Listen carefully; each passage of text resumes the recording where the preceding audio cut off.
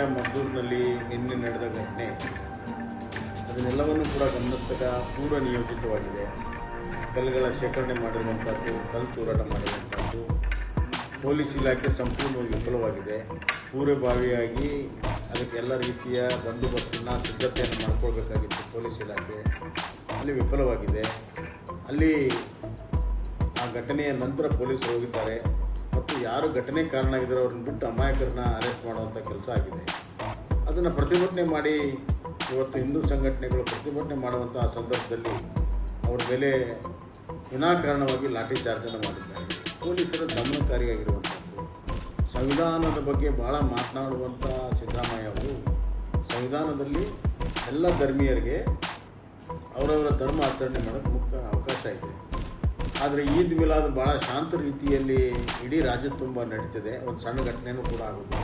ಯಾಕಂದರೆ ಎಲ್ಲರೂ ಕೂಡ ಅದನ್ನು ಶಾಂತ ರೀತಿಯಿಂದ ಮಾಡಬೇಕು ಅನ್ನೋಂಥ ಉದ್ದೇಶ. ಆದರೆ ಇಲ್ಲಿ ಶಾಂತಿ ಕದಲಬೇಕು. ಗಣೇಶನ ಹಬ್ಬವನ್ನು ಒಂದು ಹಿಂಸಾತ್ಮಕವಾಗಿ ಅದನ್ನು ಪರಿವರ್ತನೆ ಮಾಡಬೇಕು ಅನ್ನುವಂಥ ಹುನ್ನಾರದಿಂದ ಮಾಡಿರುವಂಥದ್ದು.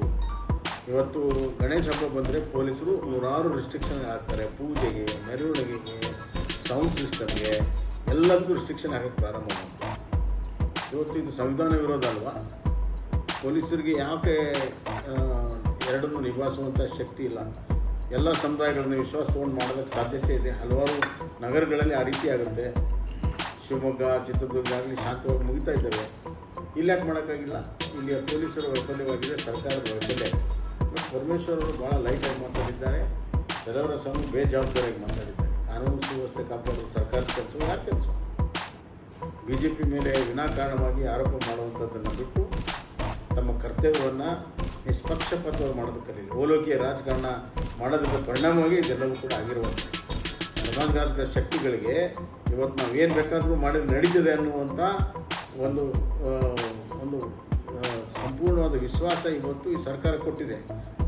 ಆದ್ದರಿಂದ ಈ ಥರದ ಹಿಂಸಾತ್ಮಕ ಚಟುವಟಿಕೆಯಲ್ಲಿ ಅವರು ನಿರ್ಭೀತಿಯಾಗಿ ಕಾನೂನು ಮತ್ತು ಪೊಲೀಸರು ಭಯದಿಂದ ಇದನ್ನು ಮಾಡ್ತಾಯಿದ್ದಾರೆ.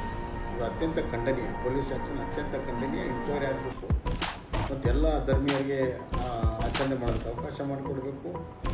ಅಲ್ಲಿ ಶಾಂತಿ ನೆಲೆಸೋ ರೀತಿಯಲ್ಲಿ ನೋಡ್ಕೋಬೇಕು. ಇದರಲ್ಲಿ ಸಂಪೂರ್ಣವಾದಂಥ ಎಂಕ್ವೈರಿ ಮ್ಯಾಜಿಸ್ಟ್ರೇಟ್ಲಿ ಎಂಕ್ವೈರಿ ಆಗಬೇಕು ಅಂತ ನಾನು ಸರ್ಕಾರಕ್ಕೆ ಒತ್ತಾಯ ಮಾಡ್ತೀನಿ.